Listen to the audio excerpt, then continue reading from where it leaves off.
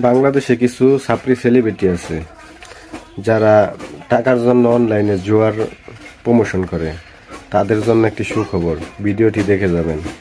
Online মাধ্যমে জুয়া এবং মানে গেমিং অ্যান্ড বেটিং জুয়া এইটাকে পরিচালনা এবং এটাকে স্প্রেড করার জন্য যে সেলিব্রিটি তারকাদের কে ব্যবহার করেছে, যে স্প্রেড করা, এইটাকে চ্যালেঞ্জ করে আমরা হাইকোর্টে একটা জনস্বার্থের রিট দায়ের করেছি। সেই জনস্বার্থের রিটে আজকে মাননীয় আদালত হাইকোর্ট ডিভিশনের জাস্টিস ফাতেমা নজিব এবং জাস্টিস মাহমুদুর রাজি সমন্বিত একটি হাইকোর্ট বেঞ্চ আজকে রুল এবং একটি অন্তর্বর্তী ডাইরেকশন অর্ডার দিয়েছে।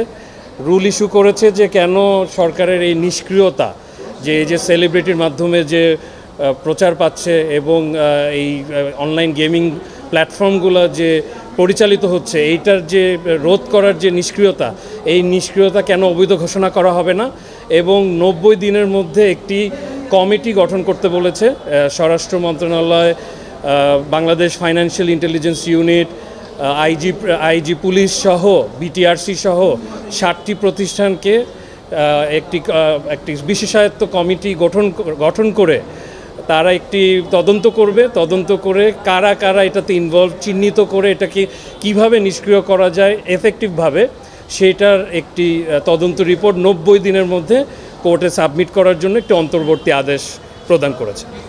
রিটটা আমি করেছি যে এই অনলাইন বেটিং বা গেমিং এটি একটি সংক্রামক ব্যাধির মতন হয়ে গেছে, যেটা একটি পুরা জাতিকে ধ্বংস করার জন্য যথেষ্ট।